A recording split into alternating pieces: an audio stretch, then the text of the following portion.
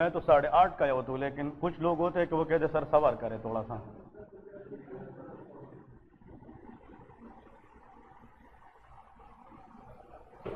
Okay जी, सो कल से हम स्टार्ट कर चुके थे आस्थमा के बारे में, ठीक है। मेन पॉइंट्स में रिवर्स करता जाऊं कि आस्थमा के अंदर ब्रोंको कंस्ट्रक्शन होता है, तो हमारा टारगेट ये है कि ऐसे ड्रग्स देने हैं जिससे हम क्या करें, ब्रोंको डायलेशन करें।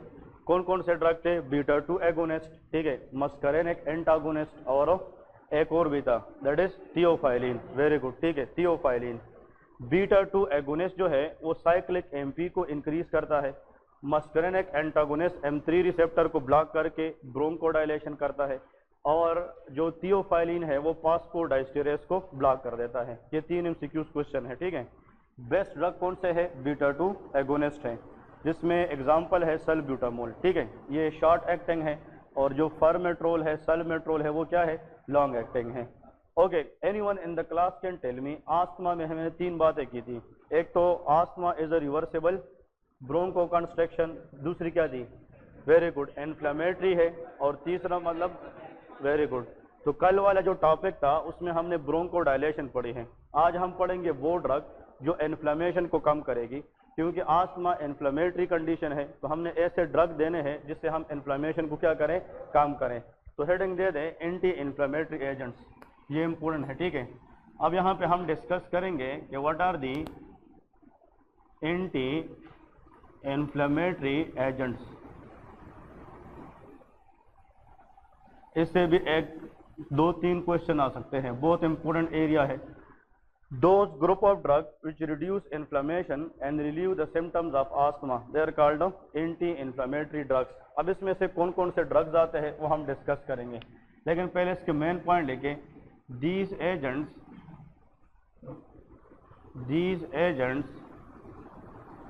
mainly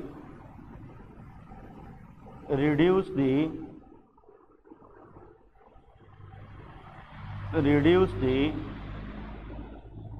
inflammation and decrease the symptoms of asthma, ठीक है जी। मतलब वो एजेंट्स या वो ड्रग जो इन्फ्लेमेशन को कम करके आस्थमा की सिम्टम को कम कर दे, that is called anti inflammatory, ठीक है। इसमें आप लोगों ने पहले ये याद रखना है कि इन ब्रोंकियल आस्थमा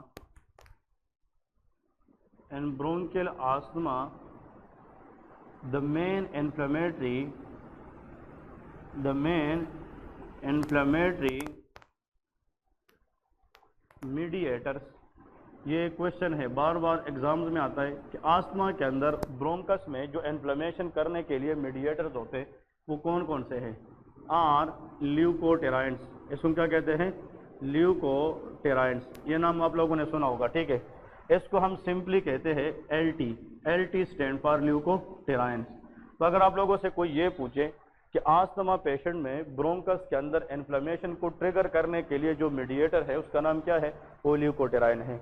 ल्यूकोटेराइन जनाब, फॉर एग्जांपल इसके फिर टाइप्स होते हैं, L stand for leuko, T stand for triene, leukotriene B4, ठीक है, ये इसका एक टाइप है। फिर इसके नीचे लिखे LT-E4, ल्यूकोट्राइन E4, क्लियर है, और LT-D4, इसका मतलब ये है ये डिफरेंट ल्यूकोट्राइंस होते हैं। LT स्टैंड फॉर ल्यूकोट्राइंस, तो ल्यूकोट्राइंस के कई अकसाम होते हैं, जिसमें से LT-B4 भी है, LT-E4 भी है, और LT-D4 भी है, क्लियर है। अब देखिए, अगर एक बंदा है उसको दमे का मसला है, मतलब आस्थमा का मतलब दमा, जिसके अंदर इंसान को सांस लेने में दुश्वारी होती है। अब उस बंदे में जो सांस की नाली है, ब्रोंकस है, उसमें इन्फ्लेमेशन होती है, और उस बंदे के अंदर ब्रोंकस में जो इन्फ्लेमेशन होती है वो किस मीडिएटर के थ्रू होती है? ल्यूकोट्राइन के थ्रू होती है। बस समझ गए क्या नहीं? अब पॉइंट ये है कि इनमें से अगर आप लोगों को एग्जाम्स में आ जाए कि इनका काम क्या है, ये जो LT-B4 है ये क्वेश्चन में आता है, इट अट्रैक्ट न्यूट्रोफिल, ये किसको अट्रैक्ट करता है? Neutrophil. And everybody know neutrophil is a type of WBC which is raised in any inflammation. जब भी बॉडी के अंदर इन्फ्लेमेशन होगी तो अगर हम ब्लड टेस्ट करें तो कौन सी WBC की वैल्यू रेज होती है? न्यूट्रोफिल। न्यूट्रोफिल का बढ़ जाना indirectly shows inflammation in the body. Clear है कि नहीं? अब अगर इन्फ्लेमेशन रीसेंट हुई है उसको अक्यूट इन्फ्लेमेशन कहेंगे, अगर उस पर टाइम गुजरा है तो उसको क्रोनिक इन्फ्लेमेशन कहेंगे। अगर आपसे कोई सर ये पूछे कि एक्यूट इन्फ्लेमेशन, रिसेंटली इन्फ्लेमेशन की हॉलमार्क क्या है, किस चीज का बढ़ जाना? न्यूट्रोफिल। और इन्फ्लेमेशन की साइड पे न्यूट्रोफिल को अट्रैक्ट करना ये किसका काम होता है? LTB4। क्लियर है कि नहीं? इसका मतलब यह है कि अगर किसी को इन्फ्लेमेशन है और वो रिसेंट हुआ है और उसके बॉडी में न्यूट्रोफिल का लेवल बढ़ चुका है तो उसके पीछे रीजन हमारे पास कौन सी चीज है? LTB4, ल्यूकोटेराइन B4 होता है। क्लियर है कि नहीं? ये बहुत इंपॉर्टेंट है। अब यहाँ पे याद रखें कि ये जो LTE4 है और LTD4 ये क्या करते हैं? ये ब्रोंकस को नैरो करते हैं। So these agent can cause broncho construction. ये क्या करते हैं? Broncho construction. और आस्थमा पेशेंट में पहले से क्या होता है? Broncho construction. और उस ब्रोंको कंस्ट्रक्शन की वजह से उस बंदे को सांस लेने में दुश्वारी होता है, डिस्पनिया होता है, difficulty in breathing because of broncho construction. आप लोग सिर्फ ये याद रखें, that is more than enough. ठीक है? कैसे? नंबर 1 कि जिस बंदे को सांस की तकलीफ होती है, जिस बंदे को डिजीज है आस्थमा, उस बंदे में ब्रोंको क्या होती है? कंस्ट्रक्शन। उस ब्रोंको कंस्ट्रक्शन के कई रीजंस हैं, उनमें से कुछ रीजंस क्या है? ल्यूकोटेराइन है। ल्यूकोटेराइन के वो टाइप्स बताए जो ब्रोंकस को नैरो करती हैं, वो LTE4 है और LTD4 है। अगर आस्थमा में ब्रोंकस इन्वॉल्व है तो उस ब्रोंकस की साइड पे न्यूट्रोफिल को अट्रैक्ट करना, that is the function of LTB4। और ये MCQ याद रखें, न्यूट्रोफिल तो बॉडी में कई और होते हैं, लेकिन LTB4 क्या करता है? उस न्यूट्रोफिल को ब्रोंकस की तरफ क्या करता है? अट्रैक्ट करता है। और दूसरी जगहों से ब्रोंकस की तरफ किस चीज को आना? न्यूट्रोफिल के आने को कीमोटैक्सिस भी कहते हैं। इसको क्या कहते हैं?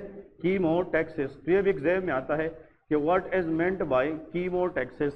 It is the attraction of neutrophil toward the site of inflammation. जहां पे इन्फ्लेमेशन होगी उस इन्फ्लेमेटरी साइट की तरफ न्यूट्रोफिल का आना, इसको क्या कहते हैं? कीमोटैक्सिस। तो अगर कल को कोई बंदा एग्जाम में पूछे कि वो कौन सा मीडिएटर है जो कीमोटैक्सिस में हेल्प करता है, तो उसका नाम LTB4 होता है। क्लियर है? ये बहुत इंपॉर्टेंट है। अब याद रखें, अगर आस्थमा पेशेंट है तो उसमें जनाब इन्फ्लेमेशन होती है।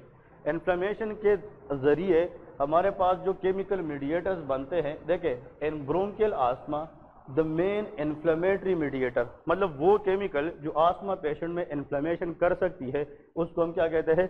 ल्यूकोटेराइन। तो अगर हमने आस्थमा पेशेंट को ट्रीट करना है तो हमने ल्यूकोटेराइन बढ़ाने हैं या कम करने हैं? कम करने हैं। अगर उसको हम कम करेंगे तो इन्फ्लेमेशन भी क्या होगी? कम। इसलिए the agents are anti inflammatory. ये क्या है? एंटी। हम खिलाफ ड्रग देंगे ताकि इन्फ्लेमेशन क्या करे? कम करे, और इससे ब्रोंको कंस्ट्रक्शन कम हो जाए और ब्रोंको क्या हो जाए? डायलेशन हो जाए, और इंसान को सांस लेने में जो तकलीफ है वो खत्म हो जाए। क्लियर है कि नहीं? अब यहाँ पे इस चीज को समझने से पहले या ड्रग्स समझने से पहले यहाँ पे लेके हेडिंग दे दे एरिकेडोनिक पाथवे कि what is meant by arachidonic pathway. ठीक है? अब ये इंपॉर्टेंट है, आस्थमा पेशेंट में जो इन्फ्लेमेशन होती है वो किस पाथवे के जरिए होती है? एरिकेडोनिक पाथवे के जरिए। अब आप लोगों को मैं समझाऊंगा कि what is meant by arachidonic pathway और उसकी मेन पॉइंट्स कौन कौन सी हैं। ये पाथवे आप लोगों ने सीखनी है, इस पे बहुत सारे ड्रग्स काम करते हैं और आने वाले टाइम के लिए बहुत इंपॉर्टेंट है। क्लियर?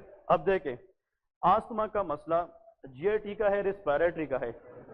Very good. और रिस्पायरेटरी के अंदर किसका है? ब्रोंकस का है। कहाँ का है? ब्रोंकस। राइट ब्रोंकस का काम एयर राइट लंग्स में देना है और लेफ्ट ब्रोंकस का काम लेफ्ट लंग में देना है। बस समझ गए? आस्थमा में ब्रोंको क्या होता है? कंस्ट्रक्शन। इसलिए सांस लेने में क्या है? दुश्वारी है। हमने क्या करना है कि ब्रोंको क्या करना है? डायलेशन करना है। बस समझ रहे कि नहीं? आस्थमा की पेशेंट में इधर देखें, ये डायग्राम बहुत इंपॉर्टेंट है। This is for example bronchus. ये क्या है? ब्रोंकस।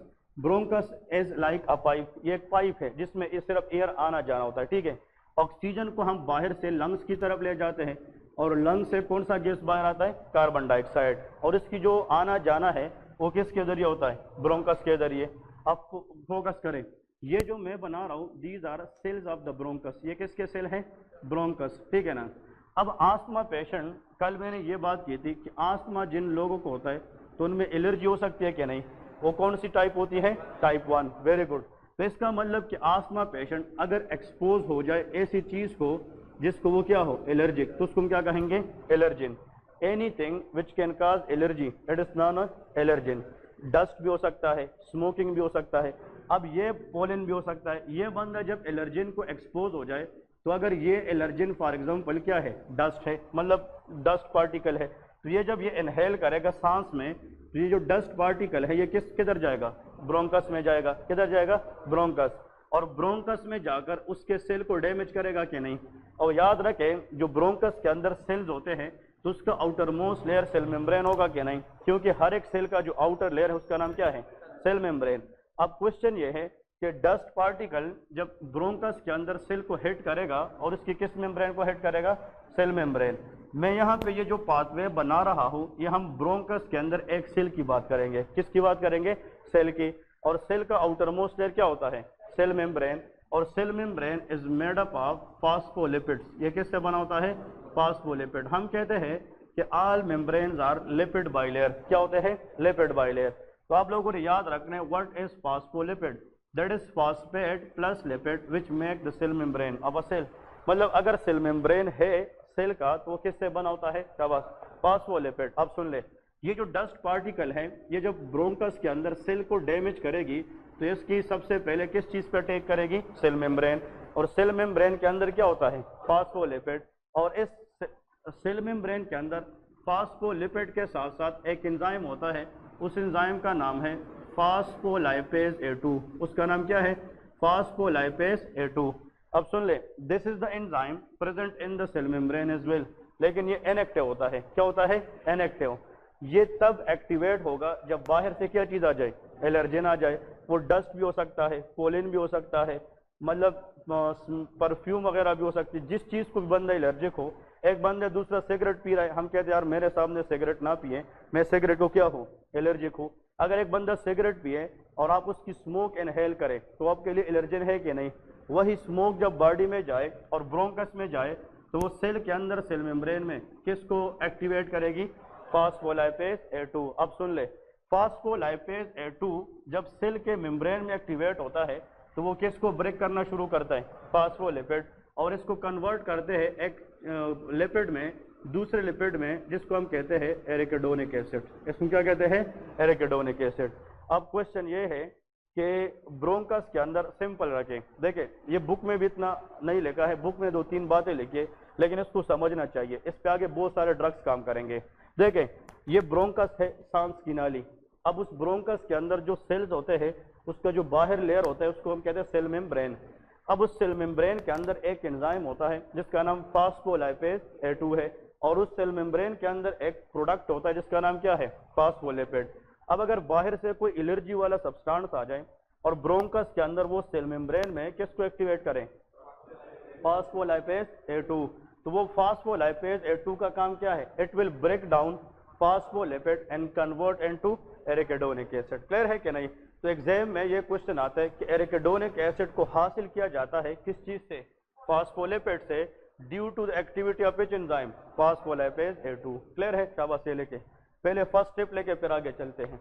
मैं 1 बाय 1 इसलिए समझा रहा हूँ कि इसके ऊपर ड्रग्स काम करते हैं ताकि आप लोग बाद में जनाब इसको क्लियर कर सके। ठीक है जी। अब ये पॉइंट्स आप लोगों ने याद रखने हैं, शाबाश। ये लिख ले, पहले 1 मिनट टाइम ले लें। आखिर में मैंने इसमें क्वेश्चंस करने हैं और उस पर बहुत सारे फार्माकोलॉजिकल ड्रग्स एजेंट्स काम करेंगे। ठीक है जी, ओके। हम जब autonomic nervous system anti microbial पे जाएंगे वहां पे एनसेड्स वगैरह पढ़ेंगे, वो भी इस पे काम करते हैं। ठीक है, तो ये स्टेप क्लियर हो गया कि नहीं। नेक्स्ट स्टेप को देखें, शाबाश। ये जो एरिकिडोनिक एसिड बना है, अब इस पे जनाब 2 तरह के एंजाइम्स मजीद काम करेंगे। कितने तरह के, 2 तरह के। अब सुन ले प्लीज, MCQs हैं। कहते हैं कि एरिकिडोनिक एसिड, इस पे जनाब चांस है कि कितने एंजाइम काम करें, 2 एंजाइम। बात समझ रहे कि नहीं।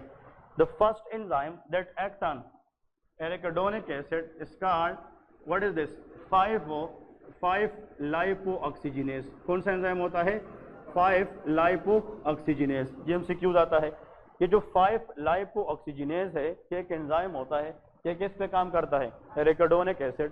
और इस पे एक और एंजाइम काम करता है जिसका नाम है साइक्लोऑक्सीजिनेज। इसको क्या कहते हैं, साइक्लोऑक्सीजिनेज। बातें समझ रहे कि नहीं।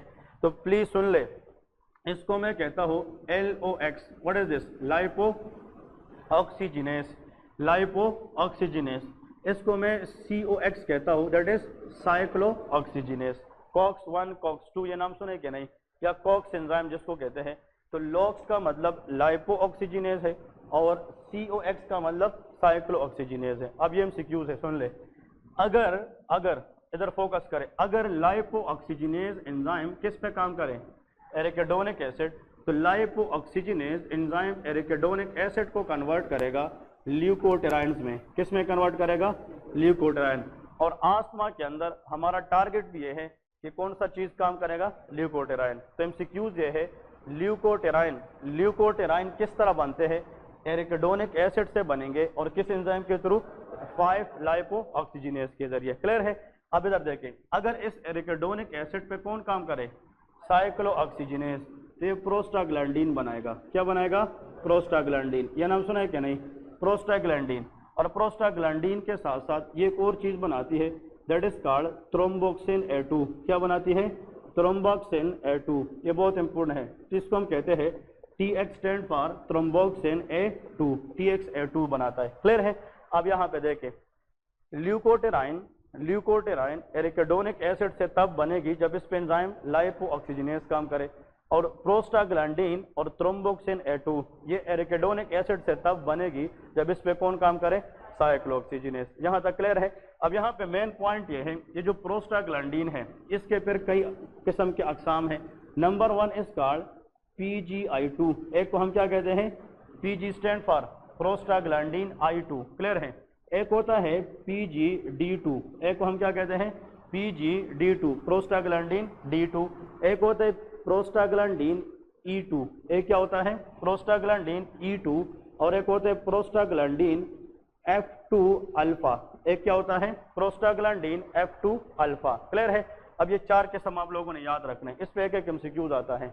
देखिए, PG स्टैंड फॉर आसमान प्रोस्टाग्लैंडीन, तो prostaglandin I2, prostaglandin D2, prostaglandin E2 and prostaglandin F2 alpha. Clear है।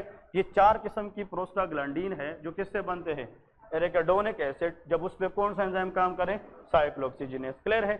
अब आप लोग एग्जाम में बैठे हैं, कैसे याद रहेगा, हमने जो याद किया था MBBS में, जो आज भी याद है वो ये है कि ये तो पता होना चाहिए कि एरिकिडोनिक एसिड पे 2 बंदे काम कर सकते हैं, एक लाइपो ऑक्सीजिनेज और एक साइक्लो। लाइपो का पहला वर्ड क्या है, L, तो ये ऐसी चीज बनाएगा जिसमें भी L आएगा, ल्यूकोट्राइन। क्लियर है कि नहीं। So lipo is L for L, तो ये लाइपो ल्यूकोट्राइन बनाएगा। और ये जो साइक्लो है ये क्या बनाएगा, प्रोस्टाग्लैंडीन और थ्रोम्बोक्सिन A2 बनाएगा। क्लियर है। अब इधर देखें, ये जो ल्यूकोट्राइन है, अभी बताए इसमें LTB4 होगा कि नहीं, अभी बताया है कि नहीं, LTB4। दूसरा क्या होगा, वेरी गुड, LTE4 और LTD4, इसमें क्या होगा, LTD4। ये जो है ये कीमोटेक्सिस में काम करेगा, यू न्यूट्रोफिल को अट्रैक्ट करने में हेल्प करेगा, और ये दोनों ब्रोंको कंस्ट्रक्शन करेंगे। क्लियर है कि नहीं। अब देखें, असल में जो आस्थमा पेशेंट होता है, आस्थमा, इसमें क्या होता है कि जो ब्रोंकस के अंदर एलर्जिन आता है, तो एलर्जिन तो ये पाथवे इनिशिएट करता है। अब ये सारी चीजें बनेंगी पेशेंट में, लेकिन ब्रोंकस पे काम करने वाले जो मीडिएटर है वो प्रोस्टाग्लैंडीनो नहीं है, वो क्या है, वो ल्यूकोट्राइन है। मैंने भी जब क्लास स्टार्ट की तो यहाँ पे क्या लिखा है, in bronchial asthma the main chemical inflammatory mediator are leukotriene. वो क्या है, ल्यूकोट्राइन। तो हमने आस्थमा के अंदर ब्रोंको कंस्ट्रक्शन को कम करने के लिए ऐसे ड्रग देने हैं जिसपे हम किसको कंट्रोल करें, ल्यूकोट्राइन। इसको कंट्रोल नहीं करना चाहिए क्योंकि ये ब्रोंकस में काम नहीं करते। ये किधर काम करते हैं, प्रोस्टाग्लैंडीन ज्वाइंट्स में काम करते हैं, प्रोस्टाग्लैंडीन मसल में काम करते हैं। कभी कभार हमें अंदर से जनाब इन्फेक्शन होता है, बॉडी में कोई जख्म होता है, तो इंसान की बॉडी में पेन होती है कि नहीं, हमें दर्द महसूस होता है। उस दर्द का वजह बॉडी के अंदर एक्सेस किस चीज का लेवल होता है, प्रोस्टाग्लैंडीन। लेकिन प्रोस्टाग्लैंडीन ब्रोंको कंस्ट्रक्शन नहीं करा सकती, Bronco construction ल्यूकोटेराइन E4 and D4 कराती है। बात समझ गए कि नहीं। आस्थमा में पेशेंट को ज्वाइंट का मसला है कि सांस का मसला है, सांस का मसला है, तो हम प्रोस्टाग्लैंडीन को ब्लॉक करेंगे कि ल्यूकोट्राइन, ल्यूकोट्राइन। इसलिए हमने ल्यूकोट्राइन को ही फोकस करना है। बात समझ गए कि नहीं। अब देखें, इन सब को ल्यूकोट्राइन और ये जो प्रोस्टाग्लैंडीन है, इन दोनों को कंबाइंडली कहते हैं। आज इसको एक नाम देते हैं, इन दोनों को कंबाइंडली मेडिसिन में एक नाम कहते हैं, दैट इज कॉल्ड इकोसोनाइड। इसको क्या कहते हैं, eicosanoid. Eicosanoid mean combination of leukotriene and prostaglandin plus thromboxane A2। इन सब को इकट्ठा क्या कहते हैं? Eicosanoid. And these eicosanoid in different parts of the body accelerate inflammation. ये क्या करती है? इन्फ्लेमेशन। तो इन सब को हम इन्फ्लेमेटरी मीडिएटर कह सकते हो कि नहीं? इन सब को हम क्या कहेंगे? Inflammatory mediator. अब आते हैं अपनी टॉपिक प्रॉपर की तरफ। अगर किसी ने ये क्लियर कर दिया तो आगे ड्रग पढ़ना आसान है। आप लोग मुझे थोड़ा सा साथ देंगे। देखें, हमने ये बात की है कि अगर एक पेशेंट है, उसको आस्थमा है और वो किसी खास चीज़ को क्या है? एलर्जिक है, तो उस एलर्जिन को जब वो एक्सपोज होता है तो उसकी जो एलर्जिन अंदर आती है ब्रोंकस में, तो उसके सेल में कौन सी चीज़ एक्टिवेट होगी? फास्फोलाइपेज A2। और वो फास्फोलिपिड इन द सेल को किस में कन्वर्ट करेगी? एरिकाडोनिक एसिड। फिर इस पे ये एंजाइम भी काम करता है, ये भी करता है। अगर इस पे ये एंजाइम काम करे तो क्या बनेगा? ल्यूकोट्राइन। और these leukotriene in the bronchus can cause more broncho construction. तो सांस लेने में दुश्वारी बढ़ेगी कि नहीं? नेक्स्ट, लेकिन ये जो प्रोस्टाग्लैंडिन है इसका ब्रोंकस में काम हो नहीं है। They can act other part of the body and they have different action. वो हम अलग इधर थोड़ा सा डिस्कस करेंगे। क्लियर है? अब ये जो पाथवे है आस्थमा पेशेंट में, अगर ये चलती रहे, that is good for asthma और bad? That is bad for the asthma, क्योंकि इस पाथवे का एंड रिजल्ट किस चीज का बनना है? ल्यूकोट्राइन। और वो क्या करते हैं? Broncho construction. तो सांस लेने की जो दुश्वारी है वो तो फिर खत्म नहीं होगी, तो फिर पेशेंट को मसला होगा कि नहीं? अब हमने ऐसे ड्रग देने हैं जिससे हम इस पाथवे को एक्सेलरेट करें या इनहिबिट करें? इनहिबिट करें। बात समझ गए कि नहीं? तो इस पाथवे को इनहिबिट करने का एक तरीका ये है, इधर देखिए, ऐसे ड्रग देना जिस पे हम किसको ब्लॉक कर सके। शाबाश। माइनस का मतलब इनहिबिट है। क्या है? इनहिबिट। अगर ऐसे ड्रग में दे दूं जिसकी वजह से हम इस एंजाइम को ब्लॉक करें, तो आया ये बन सकेगा? नहीं बनेगा। तो इन्फ्लेमेशन कम होगी कि ज्यादा? कम होगी। ब्रोंको कंस्ट्रक्शन भी नहीं होगी। The drugs are called steroids. वो कौन से ड्रग है? ये स्टीरॉइड है। बात समझ गए कि नहीं? इसलिए steroids are good for the asthma patient. Steroid जो है ये हम यूज करते आस्थमा पेशेंट में, जिससे हम ब्रोंको कंस्ट्रक्शन को क्या करें? कम करें। How steroid work? They inhibit phospholipase A2। Clear है कि नहीं? अब यहाँ पे सिर्फ लिखे कि इसमें ब्यूडिसोनाइट जो स्टीरॉइड हम यूज करते हैं, ब्यूडिसोनाइट, ब्यूमिटोनाइट, ठीक है, ब्यूमिटोनाइट्स, ठीक है, बेक्लोमेथासोन, ये सारे के सारे क्या है? ये स्टीरॉइड है। Methasone, these all are the steroids. इनमें से कोई भी ड्रग आप लोग देंगे तो ये जाकर क्या करेगा? फास्फोलाइपेज A2 को ब्लॉक करेगा।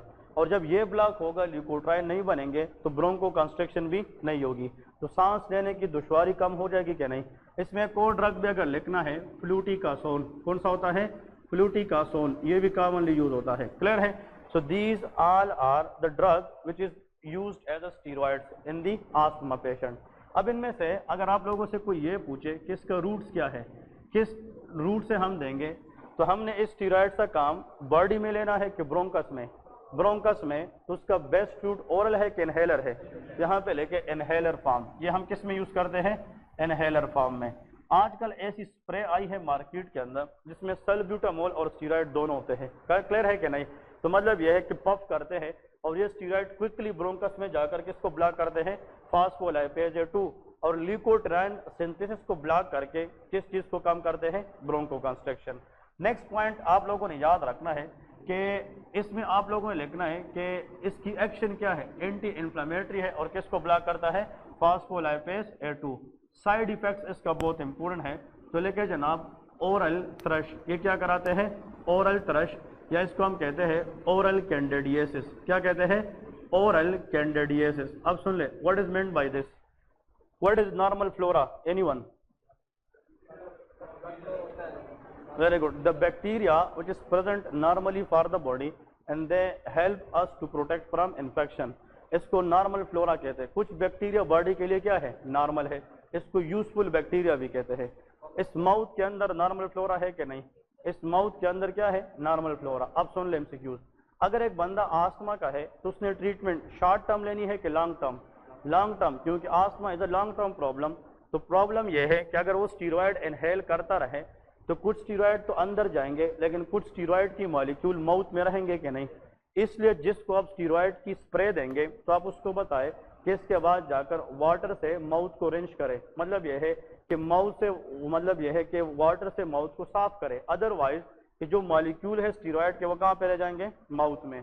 और माउथ के अंदर अगर ये स्टीरॉयड मॉलिक्यूल ज्यादा देर तक रहे तो ये नॉर्मल फ्लोरा को क्या करेंगे, सप्रेस करेंगे, डैमेज करेंगे। और जब नॉर्मल फ्लोरा डैमेज हो जाए तो फिर फंगल इन्फेक्शन के चांसेस ज्यादा होंगे। उनमें से एक फंजाई का नाम है कैंडिडा। कौन सा है, candida. So the infection caused by candida in the mouth, that is called oral candidiasis, जिसका दूसरा नाम क्या है, ओरल थ्रश है। क्लियर है। तो अगर एक बंदा है वो आस्थमा पेशेंट है और वो ड्रग ले रहा था स्प्रे की शक्ल में, और कुछ दिनों के बाद आए और कहते हैं कि मेरे मुंह में चाले पड़ गए हैं, मतलब यह है इसमें एक मेम्ब्रेन पड़ गई है, इसका मतलब उसने स्टीरॉयड ज्यादा यूज किए हैं और उसने नॉर्मल फ्लोरा को सप्रेस किया है, जिसको कौन सा इन्फेक्शन हुआ है, ओरल कैंडिडियासिस। तो इसको बचने के लिए या पेशेंट को इस प्रॉब्लम से बचाने के लिए क्या कहना पड़ेगा कि जब भी आप स्प्रे यूज करेंगे तो उसके बाद जाकर अपनी माउथ को रिंस आउट करें, वाटर के साथ आप टूथब्रश क्या करें ताकि जो मॉलिक्यूल है माउथ के अंदर वो वहां पे ना रहे। क्लियर है कि नहीं। अदरवाइज इन लोगों में ओरल क्या होगा, कैंडिडियासिस होगा। क्लियर है। अब कुछ लोग होते हैं वो स्टीरॉयड नहीं ले सकते, उन लोगों में या तो स्टीरॉयड हम दे नहीं सकते या वो स्टीरॉयड को एलर्जिक होते हैं। क्या होते हैं, एलर्जिक। अब सुन ले, हमारे पास एक ऑप्शन ये है कि हम इस एंजाइम को ब्लॉक करें। कौन से एंजाइम को, शाबाश, 5-लाइपोऑक्सीजिनेज। इसको अगर हम क्या करें, ब्लॉक करें, तो आया इधर देखें, अगर ये ड्रग हम ना दे तो फास्फोलिपिड किस में कन्वर्ट होगा, एरिकिडोनिक एसिड में। इधर समझ आ रही कि नहीं। फिर एरिकिडोनिक एसिड ने तो आगे किस में कन्वर्ट होना है, ल्यूकोट्राइन। लेकिन शर्त यह है कि उसके लिए 5-लाइपोऑक्सीजिनेज होगा कि नहीं। अगर ऐसा ड्रग हम दे दे जिस पर ये एंजाइम हम क्या करें, ब्लॉक करें, तो आया ये बन सकेगा, नहीं बनेगा। जब ये नहीं बनेगा तो फिर भी ब्रोंको कंस्ट्रक्शन नहीं होगा। तो गुड ड्रग है कि बैड है, गुड है। ऐसा ड्रग जो किसको ब्लॉक करे, शाबाश, 5-लाइपोऑक्सीजिनेज इज कॉल्ड ज़िल्यूटन। इसको क्या कहते हैं, ज़िल्यूटन। ये भी एमसीक्यूज आता है। Zileuton is a drug used in the asthma that mainly block the activity of five lipoxygenase and they block the conversion of arachidonic acid into leukotriene. Clear है। और जब ल्यूकोट्राइन नहीं बनेंगे तो ब्रोंको कंस्ट्रक्शन भी नहीं होगी and the patient will feel better. बात समझ रहे हैं कि नहीं।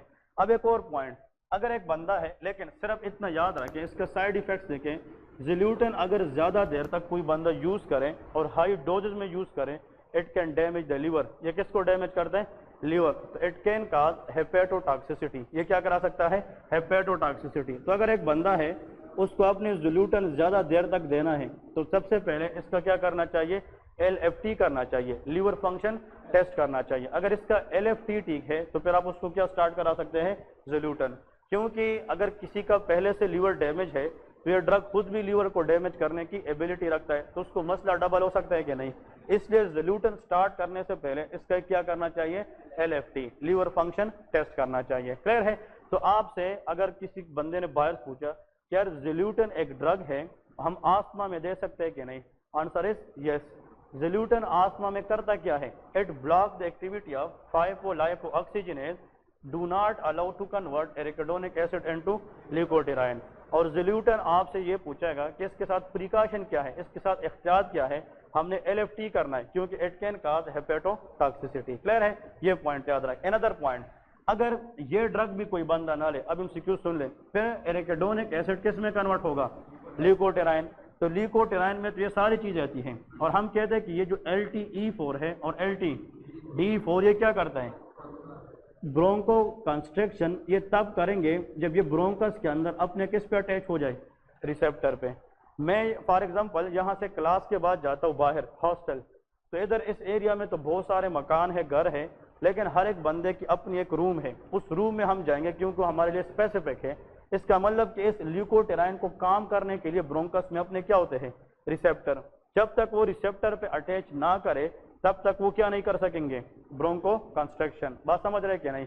अब आप लोग मुझे ये बताएं कि अगर एक बंदा है उसका ल्यूकोट्राइन बन जाए, शाबाश, अब उसको चांस है कि क्या हो जाए, ब्रोंको कंस्ट्रक्शन, लेकिन तब जब ये दोनों अपने किस पे अटैक करें, रिसेप्टर, और इसके रिसेप्टर ब्रोंकस में होते हैं। कहाँ पे होते हैं, ब्रोंकस। अगर हम ऐसा ड्रग दें, इधर देखिए, ऐसा ड्रग दें कि वो क्या करे, शाबाश, ल्यूकोट्राइन, हाँ जी, ल्यूकोट्राइन सिंथेसिस को ब्लॉक करें या रिसेप्टर को, तो इसको हम कहते हैं ल्यूकोट्राइन रिसेप्टर ब्लॉकर। इसको क्या कहते हैं, ल्यूकोटेराइन रिसेप्टर ब्लॉकर। ल्यूकोटेराइन बन चुके हैं लेकिन अब उसको हम रिसेप्टर पे काम करने नहीं देंगे। उस ड्रग का नाम है मोन्टेलुकास्ट। उस ड्रग का नाम क्या है? मोन्टेलुकास्ट। ये तो पॉपुलर ड्रग है, पाकिस्तान में बहुत ज़्यादा यूज होता है। That is montelukast. ये मोन्टिका के नाम से आता है। क्लियर है कि नहीं? मोन्टिका के नाम से ड्रग आता है, टैबलेट शक्ल में, सिरप की शक्ल में। और मोन्टिका का जो केमिकल फार्मूला है दैट इज कॉल्ड मोन्टेलुकास्ट। इसमें कहते हैं जाफर लुकास। ये क्या होता है?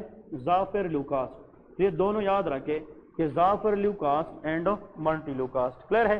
अब आप लोगों से कोई ये पूछे, देखें क्लिनिक में ये डॉक्टर इस तरह याद करते हैं कि मोन्टेलुकास्ट या जाफर लुकास ये ल्यूकोटेराइन को ब्लॉक कर दे कि प्रोस्टाग्लैंडिन। ये ल्यूकोटेराइन, देखिए ल्यूकास, इसमें L for L, that is leukotriene. इस तरह याद रखना है, ठीक है ना? ये ल्यूकोटेराइन रिसेप्टर क्या है? ब्लॉकर है। क्लियर है? अब ये अगर हम देंगे तो ये ल्यूकोटेराइन को अपने रिसेप्टर पे काम करने नहीं देंगे, उससे भी आस्थमा के सिम्टम क्या हो जाते हैं? कम हो जाते हैं। एक पॉइंट आप लोगों ने याद रखना है नोट में कि what is meant by aspirin induced asthma. ये भी एमसीक्यूज आता है, एस्पिरिन एंड्यूस आस्थमा। इसका मतलब ये है कुछ लोग होते हैं वो इस ड्रग को एलर्जिक होते हैं। उस ड्रग का नाम क्या है? एस्पिरिन। एस्पिरिन हार्ट के पेशेंट ज्यादा यूज करते हैं क्योंकि aspirin is a blood thinner. ये क्या है? Blood thinner. ये ब्लड को थिक होने नहीं देता, और अगर ब्लड थिक नहीं होगा तो थ्रोम्बस के चांसेस क्या होते हैं? कम। तो जितने भी दिल के मरीज होते हैं, हार्ट के पेशेंट होते हैं, वो लोप्रिन के नाम से एक टेबलेट लेता है जिसको हम एस्पिरिन कहते हैं। अब कुछ लोग होते हैं कि वो एस्पिरिन नहीं ले सकते क्योंकि वो एस्पिरिन को क्या होते हैं? एलर्जिक। अगर एस्पिरिन लेने के बाद इंसान को ब्रोंको क्या हो जाए? कंस्ट्रक्शन, तो उसको हम एस्पिरिन एंड्यूसो आस्थमा कहते हैं। ये देखा गया है सोसाइटी के अंदर कि एस्पिरिन लेने के बाद अगर किसी को क्या हो जाए? आस्थमा, तो उसका ड्रग ऑफ द चॉइस क्या है जिससे हम उसके सिम्टम कम कर सके? These are called montelukast and zafirlukast. तो ये भी एमसीक्यूज में आता है। जो मोन्टेलुकास्ट है और जाफर लुकास्ट, ये एस्पिरिन एंड्यूस आस्थमा में हम एज अ ड्रग ऑफ क्या दे सकते हैं? चॉइस भी दे सकते हैं। क्लियर है? तो ये पॉइंट्स आप लोगों ने याद, हाँ जी, इन लोगों ने लिखा है, देखें montelukast block leukotriene receptor for action specially good for aspirin induced asthma. Clear है कि नहीं? इसका मतलब यह है कि अगर किसी को एस्पिरिन की वजह से आस्थमा हो जाए तो उसका बेस्ट ड्रग क्या है? ल्यूकोटेराइन रिसेप्टर ब्लॉकर है, जिसमें एक मोन्टेलुकास्ट है और एक जाफर लुकास्ट है। क्लियर है जी? अब देखें इस पाथवे को, देखें तो इस पाथवे में अगर ल्यूकोटेराइन बनेंगे तो उसका मेन एजेंट क्या है? एरिकिडोनिक एसिड। इसलिए इसको हम क्या कहते हैं? एरिकिडोनिक एसिड पाथवे कहते हैं। बस समझ रहे कि नहीं? और इस पाथवे की वजह से ब्रोंको कंस्ट्रक्शन भी होगी, इन्फ्लेमेशन भी होगी। तो अगर हम यहाँ पे या ब्लॉक करें, यहाँ पे करें या यहाँ पे करें, तो उससे हम इन्फ्लेमेशन को भी कम करेंगे और ब्रोंको कंस्ट्रक्शन को भी कम करेंगे। इसलिए these agent are anti inflammatory. आप समझ गए कि नहीं? तो सुन ले, फास्फोलाइपेज A2, इसको ब्लॉक करना किसका काम है? स्टीरॉयड का काम है। फिर लाइपो ऑक्सीजनेस को ब्लॉक करना ये ज़िल्यूटन का काम है। और ल्यूकोटेराइन रिसेप्टर ब्लॉकर मोन्टेलुकास्ट एंड जाफर लुकास्ट होता है। क्लियर है कि नहीं? अब यहाँ पे एक कुछ 2-3 एमसीक्यूज में आप लोगों को बताता चलूँ। अगर एक बंदा है उसको इन्फेक्शन जॉइंट में हो जाए, कहाँ पे? जॉइंट। या इसको इन्फेक्शन जनाब हाथ में हो जाए, इन्फेक्शन चाहे कहीं पे भी हो तो उसमें ये पाथवे चलेगी, चाहे वो ब्रोंकस में हो, चाहे वो जॉइंट्स में हो, चाहे वो हाथों में हो, चाहे वो स्टमक में हो। इन्फ्लेमेटरी पाथवे हर जगह के लिए, लेकिन हर जगह पे ल्यूकोटेराइन बनेगी और प्रोस्टाग्लैंडिन, लेकिन दोनों का काम हर जगह पे एक जैसे नहीं होता। ब्रोंकस में ज्यादातर काम करने वाला कौन है? ल्यूकोटेराइन। और जॉइंट्स को डिस्टर्ब करने वाला कौन है? प्रोस्टाग्लैंडिन। समझ गए? अगर ये प्रोस्टाग्लैंडिन जो है ये जॉइंट में बन जाए तो ये जॉइंट पेन कराएगा। क्या करेगा? Joint pain. और जॉइंट पेन कराने के साथ साथ ये जो प्रोस्टाग्लैंडिन है ये टेम्परेचर को बढ़ाता है, तो फीवर कराएगा। क्या करेगा? फीवर। तो हम फिर ऐसा ड्रग लेते हैं, सुन ले, ऐसा ड्रग जिससे हम किस एंजाइम को ब्लॉक करें? हाँ जी, साइक्लोऑक्सीजिनेज। अगर इसको मैं ब्लॉक करूंगा तो एरिकिडोनिक एसिड किस में कन्वर्ट नहीं होगा? प्रोस्टाग्लैंडिन। तो उस ड्रग को हम कहते हैं एनसेड्स। क्या कहते हैं? NSAIDs, non steroidal anti inflammatory drug. Brufen का नाम सुना है कि नहीं? पैरासीटामोल, पेनाडाल का नाम सुना है कि नहीं? जब हमें बुखार होता है या बॉडी में दर्द होती है तो हम पेनाडाल लेते हैं, 2 लेते हैं, या ब्रोफेन लेते हैं। ब्रोफेन जो है वो दर्द और बुखार को कैसे कम करता है? By block the synthesis of prostaglandin and their cyclooxygenase blocker. Clear है? इसके अंदर एक और ड्रग आता है एस्पिरिन। एस्पिरिन, क्लियर है कि नहीं? एस्पिरिन भी इस एरिया को ब्लॉक करता है। एक और ड्रग आता है सिलिकॉक्सेब, ये हम आगे पढ़ेंगे, वो कॉक्स-2 इनहिबिटर है, ये हम डिस्कस करेंगे अलग। लेकिन जितने भी, या फॉर एग्जांपल पैरासीटामोल, ये पैरासीटामोल क्या है? ब्रोफेन ही है, और ये पेनाडाल है। पैरासीटामोल फीवर को कम करते हैं। इन सब का काम किस चीज को ब्लॉक करना होता है? प्रोस्टाग्लैंडिन को ब्लॉक करना होता है। समझ गए क्या नहीं? अब मुझे ये बताएं this pathway in the inflammation is good और बैड? शाबाश, ये अब क्वेश्चन है। अगर एक बंदा है वो बस आए दिन थोड़ा सा पेन होता है वो 2 पेनाडाल लेता है, ठीक है ना, आए दिन वो पेनाडाल लेता है, दैट्स गुड और बैड? हाँ, तो दिस पाथवे इज गुड और बैड? हाँ, बैड। हाँ, एनीवन, बैड। हाँ, बैड। हाँ, दिस पाथवे इज गुड और बैड? हाँ जी,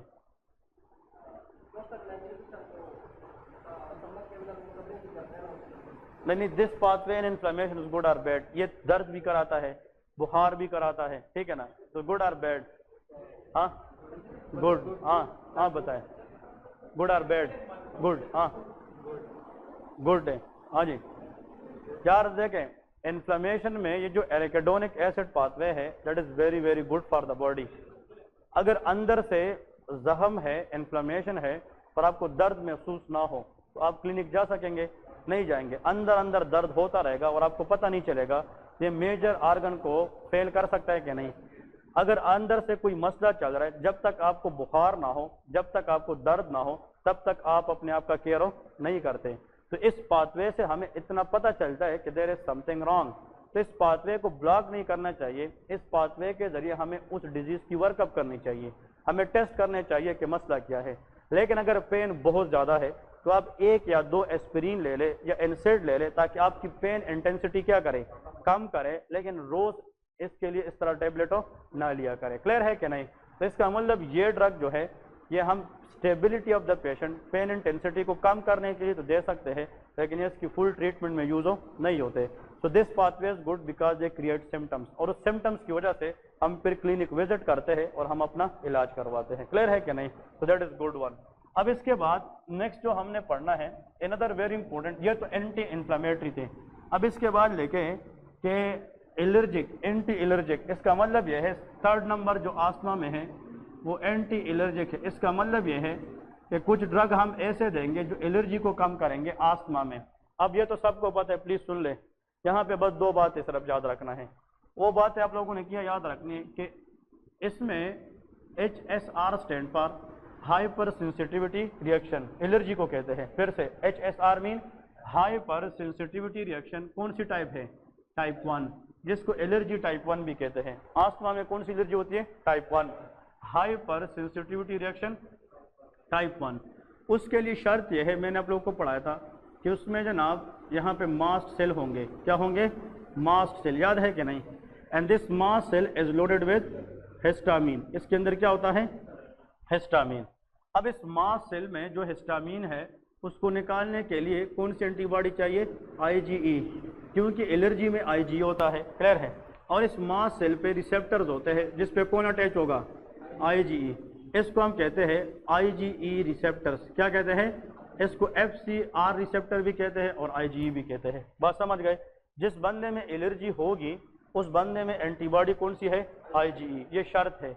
और ये IgE जब मास्ट सेल पे अटैच कर जाए तो फिर ये मास्ट सेल को क्या करेगा? लाइस करके क्या निकालेगी?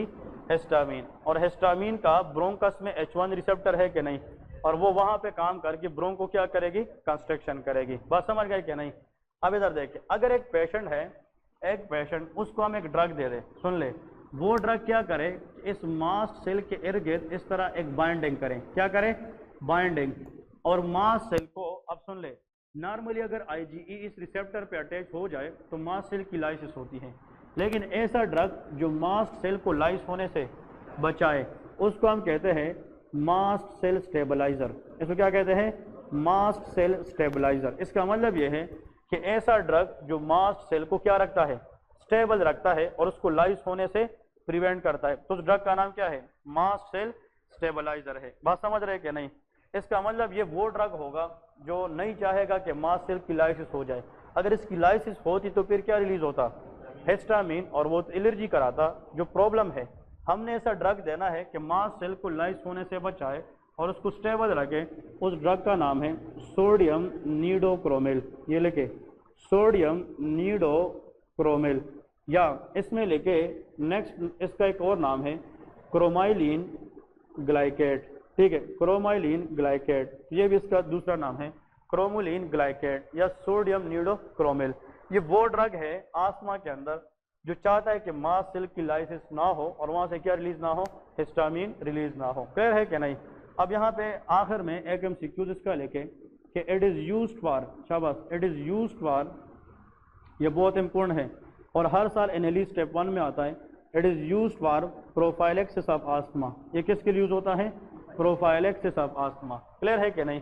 दो बात याद रखे, एक होता है ट्रीटमेंट और एक क्या होती है? प्रोफाइलेक्सिस। अगर एक बंदा है उसको सिम्टम्स आ चुके हैं, उस पर क्लिनिकल फीचर्स आ चुके हैं, उसको कम करने को क्या कहते हैं? ट्रीटमेंट कहते हैं। इंसान है वो कहता है मुझे बुखार है, मुझे दर्द है, तो उसके लिए जो दवाई हम देंगे वो क्या है? वो ट्रीटमेंट है। लेकिन एक बंदा कहता है कि मैं पहले से आस्थमा का मरीज हूँ। किस चीज़ का? आस्थमा। और मैंने आज जाना है पिकनिक पे, हाइकिंग पे जाना है, लेकिन मुझे पता है कि जब मैं पहाड़ी पे ऊपर चढ़ता हूँ, हाइकिंग पे जाता हूँ, तो सांस लेने में क्या होती है? दुश्वारी। अब आस्थमा का पेशेंट है लेकिन अभी उसको सिम्टम हो नहीं है, कंट्रोल्ड है, लेकिन वो हाइकिंग पे जाने की कोशिश कर रहा है, कल से हाइकिंग पे जा रहे हैं, लेकिन उसको पता है कि अगर मैं हाइकिंग पे गया तो मुझे ब्रोंको क्या होगी? कंस्ट्रक्शन। तो वो 8 से एक टेबलेट लेगा जो कल और परसों उसको ब्रोंको कंस्ट्रक्शन नहीं होगी। फिर ट्रीटमेंट है कि प्रोफाइलेक्सिस है, मतलब ऐसी टेबलेट जो सिम्टम की ऑनसेट को प्रिवेंट करने के लिए दिया जाए, उसको क्या कहते हैं? प्रोफाइलेक्सिस। तो आस्थमा की बेस्ट प्रोफाइलेक्टिक मेडिसिन क्या है? सोडियम नीडोक्रोमिल है, जिसको मास सेल स्टेबलाइजर कहते हैं। तो ये एमसीक्यूज बार बार आता है कि अगर आपसे कोई ये पूछे कि सर मैंने कल प्लानी जगह जानी है, मैं जहाँ पे जाता हूँ कल से, तो वहाँ पे जब भी मैं गया तो मुझे ब्रोंको क्या होता है? कंस्ट्रक्शन। तो मैं कौन सी टेबलेट सुबह से ले लूँ ताकि मैं वहाँ पे जाऊँ भी तो मुझे ब्रोंको कंस्ट्रक्शन ना हो? तो that should be mass cell stabiliser, और उसका नाम है सोडियम नीडोक्रोमिल। हाँ जी, हाँ जी, ओके, ये डिफरेंट नेम पे आता है, क्रोमिल के नाम से भी आता है, सोडियम ग्लाइकॉन के नाम से भी आता है। आप लोग इसका गूगल ट्रेड नेम चेक करें, बहुत सारे नाम आते हैं, ठीक है ना, लेकिन ये प्रोफाइलेक्सिस के लिए यूज होता है। डन। अब एक, हाँ जी,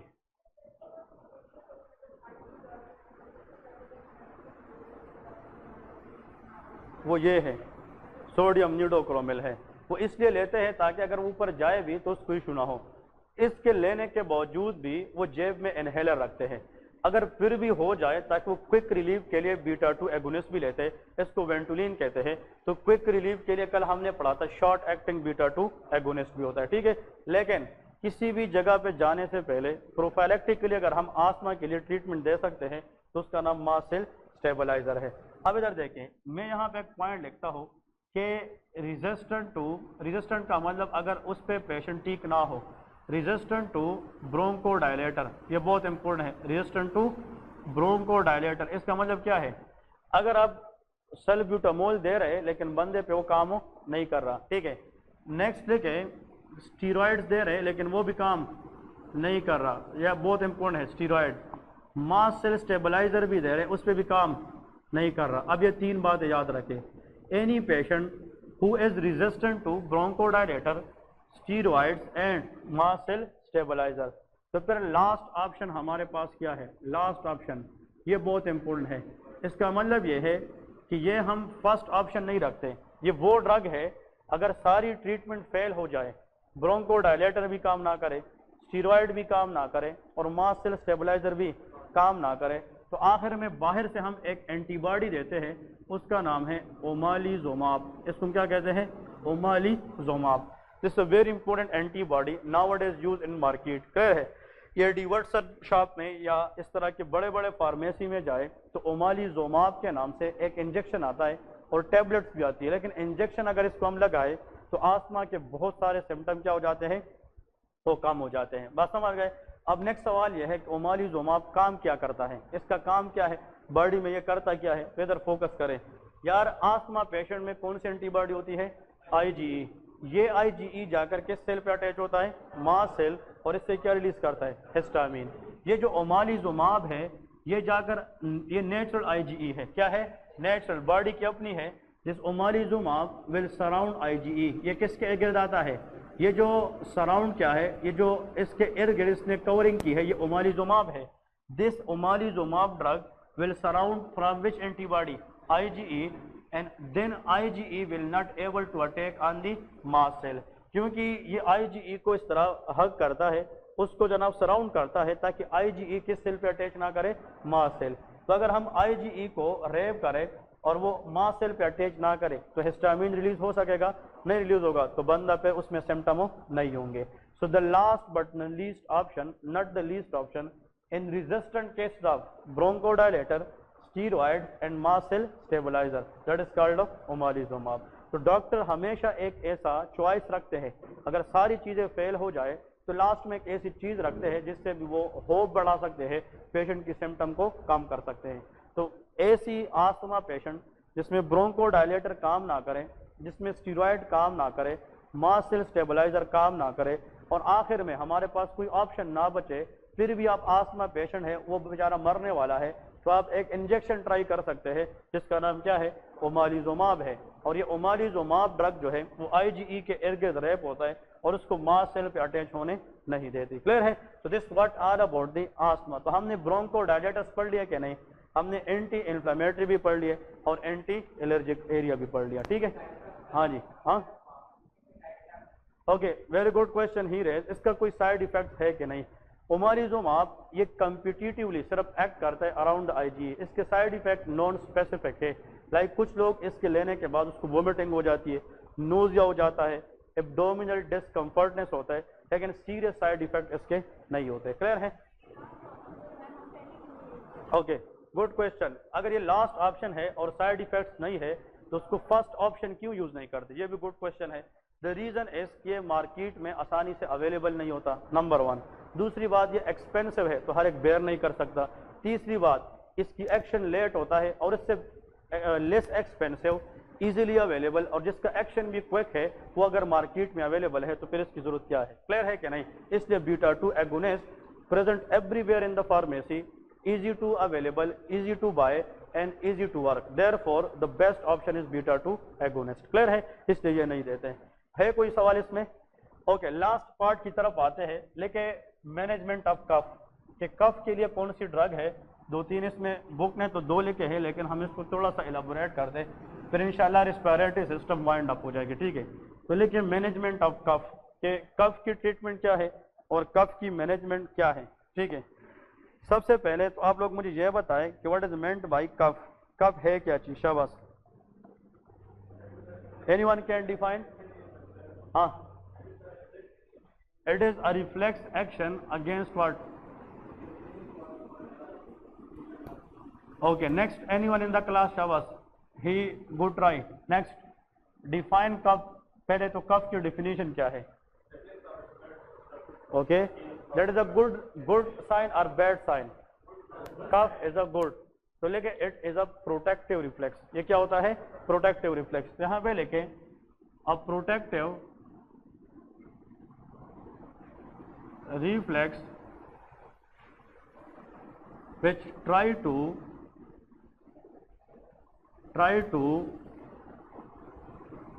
remove irritants, anything which irritate respiratory tract, that is called irritants and thick secretion। कभी कभार जो म्यूकस है वो क्या हो जाता है? थिक हो जाता है। तो थिक सिक्रीशन अगर रेस्पिरेटरी ट्रैक्ट में रह जाए तो उसके ऊपर इन्फेक्शन के चांसेस ज्यादा होते हैं। Thick secretion from where? Answer is respiratory tract. इसका मतलब यह है कि जो कफ है ये एक प्रोटेक्टिव रिफ्लेक्स है, बात समझ गए क्या नहीं? और जो कफ है इसका काम यह है कि इरिटेंट और रेस्पिरेटरी ट्रैक्ट के अंदर जो थिक सिक्रीशन है उसको बाहर निकालने में हेल्प करती है। क्लियर है? सो कफ इज अ गुड साइन। लेकिन जब बंदा आता है पेशेंट, अब कफ जो है it may be a sign of respiratory tract infection, ये इन्फेक्शन भी हो सकती है। अब यहाँ पे लेके कि कफ जो है, कफ, इसकी हम 2 टाइप्स समझते हैं। कितने? 2। फर्स्ट ऑफ ऑल, कफ में भी नॉन प्रोडक्टिव, क्या होता है? प्रोडक्टिव, मतलब the cough which contain sputum, that is called productive cough. मतलब वो कफ जिसमें स्प्यूटम आता है, इसको हम प्रोडक्टिव कफ कहते हैं। कुछ लोग कहते हैं कि मुझे खुश्क खांसी है, उसको नॉन प्रोडक्टिव कफ कहते हैं। उसको क्या कहेंगे? Non productive cough. और non productive cough is also known as dry cough. इसका दूसरा नाम क्या है? ड्राई कफ है। इसका मतलब यह है खुश्क खांसी जिसको कहते हैं, दैट इज कॉल्ड ड्राई। तो जब भी इंसान आता है कि मुझे खांसी है, पहले आपको यह पूछना चाहिए कि आपकी खांसी में स्प्यूटम है कि नहीं, या आपको खुश्क खांसी है। तो it may be dry cough और it may be protective it may be productive cough. अगर ड्राई कफ है, कभी कभार कोई चीज अंदर चली जाती है गलती से, तो हम पे खांसी लग जाती है, तो वो खांसी यूजुअली क्या होती है? Dry. Dry cough is a sign of good, it is a sign of protection. लेकिन अगर मतलब इसमें स्प्यूटम है, that shows respiratory tract infection, वो इन्फेक्शन में होती है। इसमें आप लोगों ने याद रखना है, usually it is a sign of infection. इसका मतलब यह है कि जो प्रोडक्टिव कफ है, इसका यूजुअली ये मतलब होता है कि अंदर क्या है? इन्फेक्शन है। और यहाँ पे लेके it is not always due to infection. Dry cough में भी सम इन्फेक्शन, लेकिन यूजुअली 90% ये इन्फेक्शन की वजह से नहीं होती। गलती से कोई भी चीज़ अंदर चली जाए तो उसको निकालने के लिए हम कोशिश करते हैं कि कांसी करें, और उस कांसी को अगर हम देखें तो मोस्टली क्या होती है? ड्राई। तो dry cough is a protective. ये यूजुअली इन्फेक्शन नहीं होती, लेकिन जिस कफ में कांसी में स्प्यूटम है, इट्स मीन के अंदर से क्या है? थ्रोट इन्फेक्शन है, रेस्पिरेटरी ट्रैक्ट इन्फेक्शन है, तो हमें क्या बता रहे? इन्फेक्शन बता रही है। अब आप लोग मुझे ये बताएं कि इस प्रोडक्टिव कफ के लिए जो ड्रग हम देंगे, उसमें हम कौन से ड्रग देंगे? ऐसे ड्रग देंगे जिसमें हम कफ को खत्म ना करें। हम ऐसे ड्रग देंगे जिससे हम जो स्प्यूटम है, म्यूकस है, उसको बाहर निकालें। That is called expectorant. इसको क्या कहते हैं? एक्सपेक्टोरेंट्स। वेरी गुड, ठीक है, एक्सपेक्टोरेंट्स। मतलब ये वो ड्रग्स होते हैं जिससे हम रेस्पिरेटरी ट्रैक्ट से म्यूकस को किधर निकाले? बाहर निकाले। क्योंकि अगर एक पाइप है, पाइप के अंदर गंद है, और वो गंद पाइप में ही रहे, तो उसमें इन्फेक्शन के चांसेस ज़्यादा होंगे। तो हम कोशिश करेंगे कि पाइप से पहले गंद को बाहर निकाले, और वो गंद क्या होता है? वो स्प्यूटम होता है। क्या होता है? स्प्यूटम। तो ऐसे ड्रग, कफ सिरप, जिससे इंसान पे खांसी ज़्यादा लगे और जो स्प्यूटम है बाहर निकले, उसको क्या कहते हैं? एक्सपेक्टोरेंट कफ। और यहाँ पे लेके इसमें एक स्प्यूटम नहीं है, इसमें सिर्फ खांसी है, तो उसमें हम ऐसे ड्रग देंगे जो खांसी को क्या करे? कम करे। तो लेके सप्रेसेंट देंगे। Cough suppressant. कौन से देंगे? Suppressant. So in this case we should go for cough suppressant, but in this case we go for cough expectorant. समझ गए कि नहीं? बीइंग अ डॉक्टर हमें ये डिफरेंस पता होना चाहिए। दूसरी बात, इसमें अगर आप एक्सपेक्टोरेंट देंगे तो जिस कफ के अंदर स्प्यूटम है, तो वो साइन ऑफ क्या होता है? इन्फेक्शन। तो एक्सपेक्टोरेंट के साथ हमेशा हम ऐड करते हैं एंटीबायोटिक्स, और इसके साथ एंटीबायोटिक्स की जरूरत इतनी नहीं होती। समझ गए कि नहीं? तो प्रोडक्टिव कफ में हमेशा इन्फेक्शन को कवर करने के लिए हम क्या मिलाते हैं? एंटीबायोटिक्स, बट कफ एक्सपेक्टोरेंट देते हैं जिससे हम सिक्रीशन को बाहर निकालें। लेकिन जो ड्राई कफ है उसमें हम कफ सप्रेसेंट देते हैं। इसमें यूजुअली हम क्या नहीं दे सकते? एंटीबायोटिक नहीं दे सकते। क्लियर है कि नहीं? अब यहाँ पे अनदर वेरी इंपॉर्टेंट, अब इसकी ये तो कफ की क्लासिफिकेशन है। अब इसकी जनाब जो मेन पॉइंट है कि ड्रग्स कौन कौन से हैं। तो पहले तो लेके the first class is called anti tussive agents. Anti tussive agents ये कफ में यूज होते हैं। एंटी टूसिफ एजेंट, अब ये कौन से एजेंट है, इसका काम क्या है, वो हम डिस्कस करेंगे। पहले तो याद रखे, anti tussive agent those are the cough medicine which is use for the dry cough. ये किसके लिए यूज होता है? ड्राई कफ के लिए यूजुअली। यहाँ पे लिखे दीज एजेंट्स मेनली, हाँ जी, use for, very good, dry cough. ये हम ड्राई कफ के लिए यूज करते हैं, dry cough. Another point is कि जो कफ है इसकी जो सेंटर है, जो इसका रेगुलेटिंग सेंटर है, वो ब्रेन में होता है। कहाँ पे? Brain, and that is medulla oblongata. जितने भी ड्रग एंटीट्यूसिव एजेंट्स होते हैं, ये ड्राई कफ को कम करते हैं by blocking the cough centre inside the medulla oblongata. जहाँ पहले के दीज एजेंट, मुश्किल तो नहीं है ना, दीज एजेंट्स ब्लॉक, हाँ जी, cough center where in medulla oblongata. ये मेडुला ओब्लांगेटा के अंदर कफ सेंटर को ब्लॉक करके क्या करता है, कफ को सप्रेस कर देता है। अगर हम सेंटर को ब्लॉक करें तो फिर बंदा कफ नहीं कर सकेगा। तो these drugs act in the brain. ये कहाँ पे काम कर दे, ब्रेन में, specially in the medulla oblongata, और वहां से कफ सेंटर को ये ब्लॉक करके कफ को क्या करते हैं, सप्रेस कर देते हैं, कांसी को रोक लेते हैं। और last but not the least important point is antitussive जितने भी एजेंट्स होते हैं they are not use for the cough in case of children having less than 1 year age. 1 साल से कम उम्र बच्चों में ये यूज नहीं होती। ये भी बहुत इंपॉर्टेंट है। तो यहाँ पे लेके नॉट यूज इन चिल्ड्रन, उसके लिए फिर पीडियाट्रिक अपने अपने जनाब सिरप आते हैं, ठीक है, वो अलग चीज है। बच्चों के अंदर not use in children having age less than 1 year. इसका मतलब यह है कि 1 साल से कम उम्र के बच्चे में हम इसको यूज नहीं कर सकते, क्योंकि बच्चों की इतनी एफर्ट नहीं होती कि उसको वो बर्दाश्त कर सके।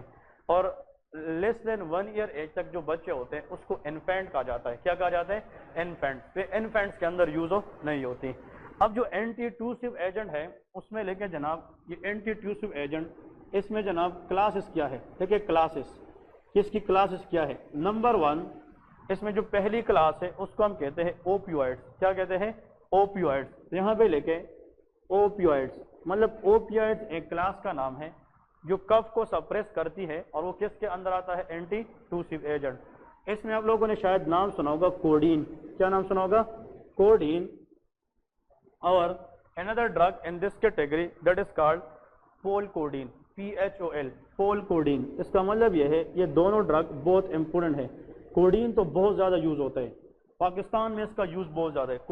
कोडीन जो है ये जिस सिरप के अंदर होगा, इसका 2 चम्मच भी ले ले तो ड्राई कफ क्या हो जाता है, सप्रेस हो जाता है, ख़त्म हो जाता है।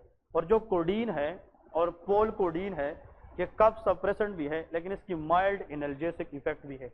मतलब ये कभी कभार हम कहते हैं कि इतनी कांसी है शदीद कि छाती में दर्द भी होता है। लोग कहते हैं कि नहीं, तो मतलब अगर छाती में दर्द भी है तो हम कफ को सप्रेस करने के साथ साथ पेन को भी कम करने की कोशिश करेंगे। So these agent has a antitussive effect, decrease the cough but mild analgesic effect as well. Clear है कि नहीं। और ये दोनों कहाँ पे काम करेंगे, मेडुला ओब्लांगेटा पे। नेक्स्ट देखिए अनदर पॉइंट, नॉन ओपियोइड्स, मतलब ऐसे ड्रग कि उसको हम नॉन ओपियोइड्स कहते हैं, लेकिन वो भी जाकर कहाँ पे काम करते हैं, शाबाश, act in the, very good, medulla oblongata. इसके अंदर जो ड्रग है दैट इज कॉल्ड नोस्केपिन। इसमें जो ड्रग आता है दैट इज कॉल्ड नोस्केपिन। इसका यूज पाकिस्तान में कम है, लेकिन इसमें जो सेकंड एजेंट है, स्टार है, वेरी इंपॉर्टेंट, डेक्स्ट्रोमेथोर्पेन। कौन सा ड्रग होता है, डेक्स्ट्रोमेथोर्पेन। इसका मतलब यह है कि जो डेक्स्ट्रोमेथोर्पेन है ये बहुत कॉमनली यूज होता है पाकिस्तान में। डेक्स्ट्रोमेथोर्पेन ये जिस सिरप के अंदर होगा that wonderfully act to decrease cough and that should cough will be dry cough. ये किसके लिए यूज होता है, मैंने क्या लिखा है कि ये सारे के सारे किस में आते हैं, antitussive agent, and these agent mainly use for dry cough. ये ड्राई कफ के अंदर होता है। अब आप लोगों ने याद रखना है कि ये जो डेक्स्ट्रोमेथोर्पेन है ये जिस सिरप के अंदर आएगा उसका मतलब वो सिरप बेस्ट है फॉर ड्राई कफ या प्रोडक्टिव ड्राई कफ। और ये बेस्ट एक पॉपुलर सिरप आते हैं मार्केट में जिसमें यूज होता है, हाइड्रोलिन के नाम से आता है। किसके नाम से, हाइड्रोलिन। ये नाम सुना है कि नहीं। जो हाइड्रोलिन सिरप है उसका फार्मूला चेक करें तो डेक्स्ट्रोमेथोर्पेन है। क्लियर है कि नहीं। तो हाइड्रोलिन उन लोगों को हम देते हैं जिनको कफ ड्राई होता है। कौन सा होता है, ड्राई कफ, क्योंकि ये जाकर ब्रेन पे काम। और दूसरी बात, हाइड्रोलिन लेने के बाद इंसान को थोड़ी सी गनूदगी भी होती है, डिजीनेस भी होती है, क्योंकि ये ब्रेन में काम करते हैं तो ब्रेन सेंटर को इनहिबिट करते हैं, तो इससे इंसान को थोड़ी देर तक नींद भी आती है। इसका मतलब dextromethorphan can cause a little bit sedation. ये क्या करता है, सेडेशन भी करता है।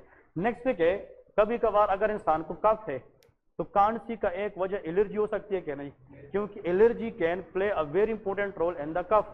तो लेके एंटी हिस्टामिन, हम कुछ ड्रग कफ में देते हैं जिससे हम हिस्टामिन को कम करें, तो हिस्टामिन को कम करने की वजह से भी, हाँ जी शाबाश, क्या हो सकती है, कफ की जो सिविरिटी है वो क्या हो सकती है, कम हो सकती है। एंटी हिस्टामिन कल लेक्चर याद करें, 2 तरह के थे, H1 blocker and H2 blocker.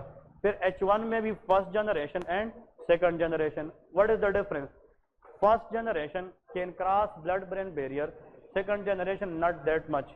तो फर्स्ट जनरेशन ये ब्रेन पे काम करते हैं कि ब्रेन से बाहर, ब्रेन पे। और एंटी-टूसिव एजेंट कहाँ पे काम करते हैं, ब्रेन में।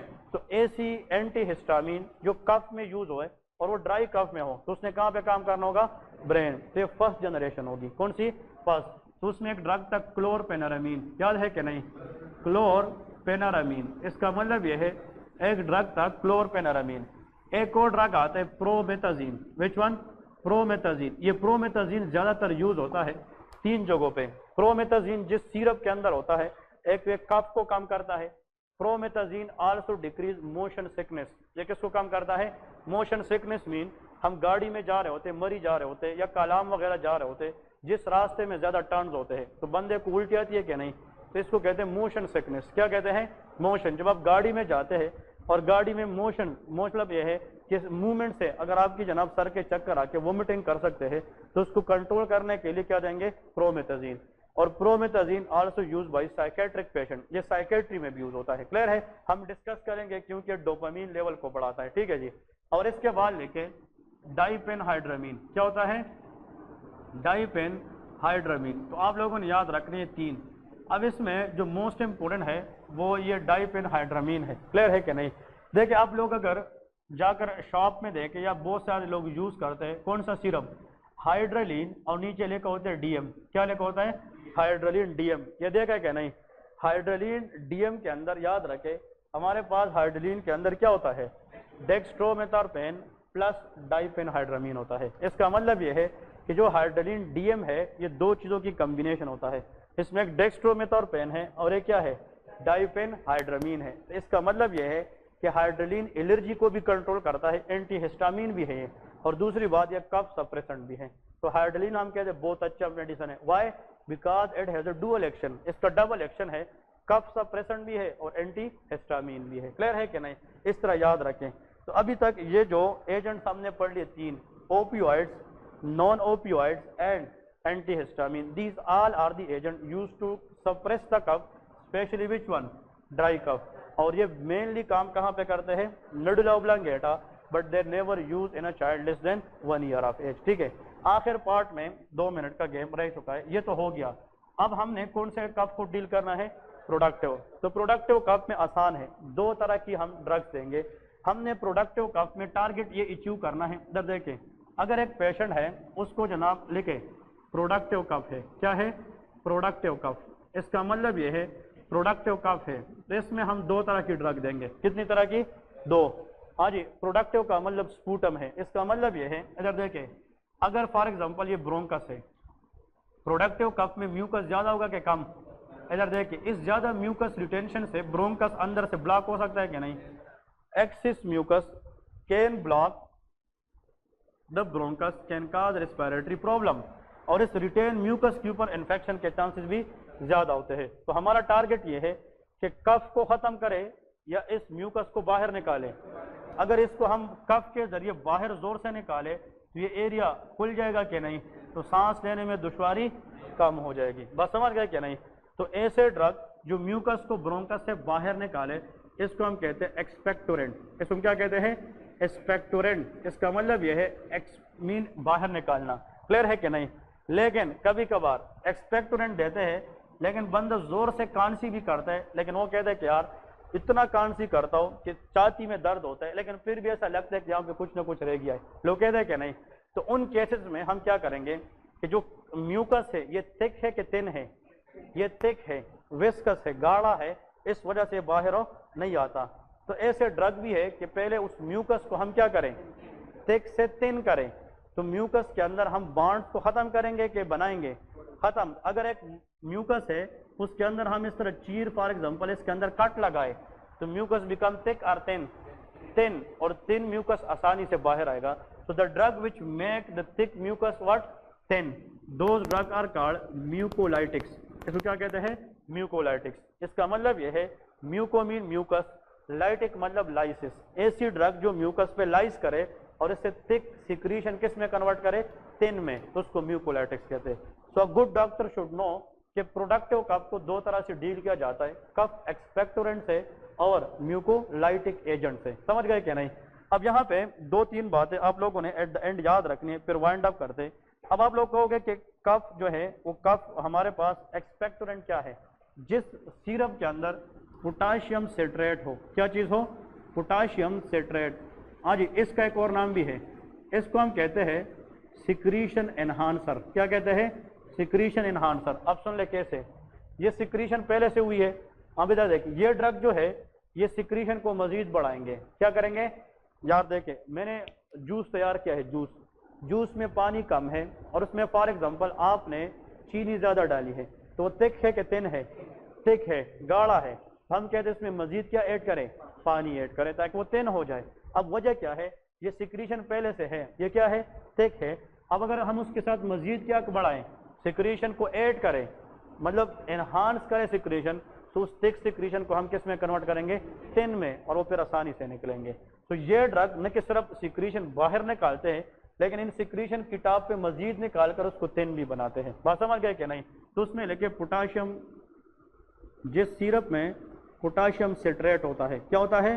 Potassium citrate is a mucus enhancer, और ये म्यूकस को बाहर निकालने में हेल्प करता है। यार आज आप लोग जाकर पल्मोनल सिरप का नाम सुना है कि नहीं? आप लोग जिसका येलो वाला इस तरह डब्बा होता है, अब पल्मोनल सिरप देखे उसके कंपोजिशन में नीचे सेकंड लास्ट या थर्ड लास्ट लिखा होगा पोटाशियम सिट्रेट। इसका मतलब यह है कि जिस सिरप के अंदर पोटाशियम सिट्रेट होता है उसका काम म्यूकस को बाहर निकालना होता है। बात समझ गए? नेक्स्ट है पोटाशियम आयोडाइड। इसके अंदर एक और चीज है, that is called potassium iodide. ये भी जिस सिरप में होता है, ये भी पल्मोनल के अंदर है, ये भी जनाब सिक्रीशन को क्या करता है? Enhance. Another very important drug which is asked multiple time in the exam, that is called guanifenicin। ठीक है, guanifenicin ये भी एक ड्रग है जो बार बार एग्जामिनर पूछता है। और इसका जनाब, हाँ जी, इसका सॉरी ये फुल फॉर्म आप लोग को थोड़ा सा इसका करेक्ट स्पेलिंग लेके, जी ये लेके मैं बता रहा हूँ, GUAI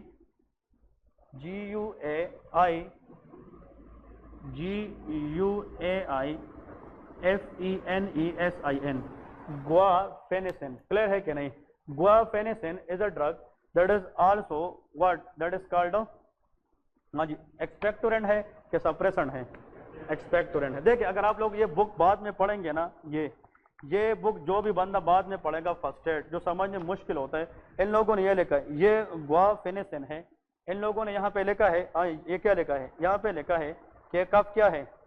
एक्सपेक्टोरेंट है। क्या लिखा है? Thin respiratory. ये सिक्रीशन को थिक से क्या करता है? थिन करता है, लेकिन कफ को सप्रेस नहीं करता, क्योंकि कफ सप्रेशन नहीं है, ये कफ एक्सपेक्टोरेंट है। ये क्या है? कफ एक्सपेक्टोरेंट। इसका काम ये है कि थिक सिक्रीशन को क्या बनाए?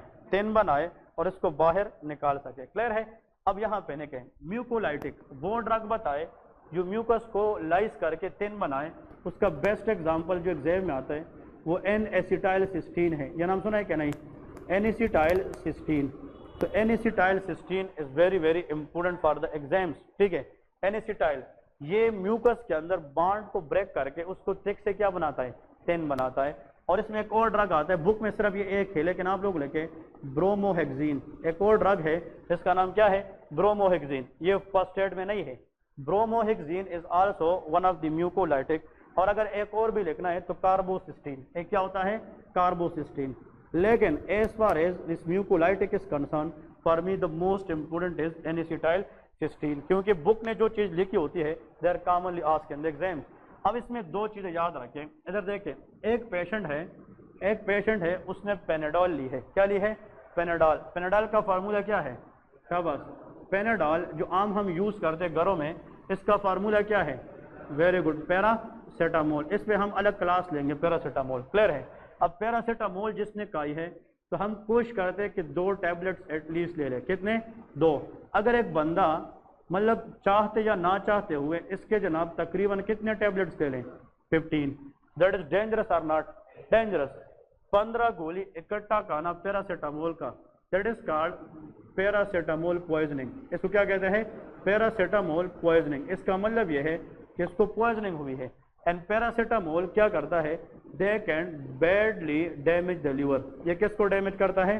Damage the liver. इसका मतलब यह है ये लीवर को डैमेज करता है। अब यहाँ पे पॉइंट ये है कि लीवर के अंदर एक सब्सटेंस होता है जो एंटीऑक्सीडेंट है, हमारी डीएनए को हर बला से, हर चीज से प्रिवेंट करती है। उसका नाम है ग्लूटाथायोन। क्या चीज है? ग्लूटाथायोन। ये नाम सुना है क्या नहीं? Glutathione is a natural antioxidant. हमारी बॉडी में जितनी फ्री रेडिकल है उसके खिलाफ काम करना किसका काम है? ग्लूटाथायोन। दैट इज गुड और bad? That is very good. ये हमारी बॉडी में लाखों इन्फेक्शन बचाती है। क्लियर है? इसका मतलब आपसे अगर सिंगल वर्ड में कोई पूछे कि लीवर के पास ऐसी कौन सी चीज है जो पूरी बॉडी को इम्यूनिटी दे सकती है, वो क्या है? वो ग्लूटाथायोन है। अब इस ग्लूटाथायोन को बैडली डैमेज करना ये किसका काम है? पैरासीटामोल। और अगर ये खराब हो जाए तो हेपेटोटॉक्सिसिटी होगी कि नहीं? इसलिए याद रखें पैरासीटामोल इज हेपेटोटॉक्सिक। ये क्या है? हेपेटोटॉक्सिक। अब एक पेशेंट है, उसने जानबूझ के मतलब वो तंग आ गया है, किसी के साथ झगड़ा कर गया है, कह रहे कि मैंने अपने आप को खत्म करना है। लोग एक्सीडेंटली सुसाइड केसेस के अंदर 15 से 20 टैबलेट किस चीज के लिए लेते हैं? पैरासीटामोल। तो विद इन फ्यू मिनट्स उसकी यहाँ पे पेन भी आएगी और वो वोमिटिंग पे वोमिट करता जाएगा। इसका मतलब कि पैरासीटामोल ने किसको डैमेज किया है? लीवर को, ग्लूटाथायोन को।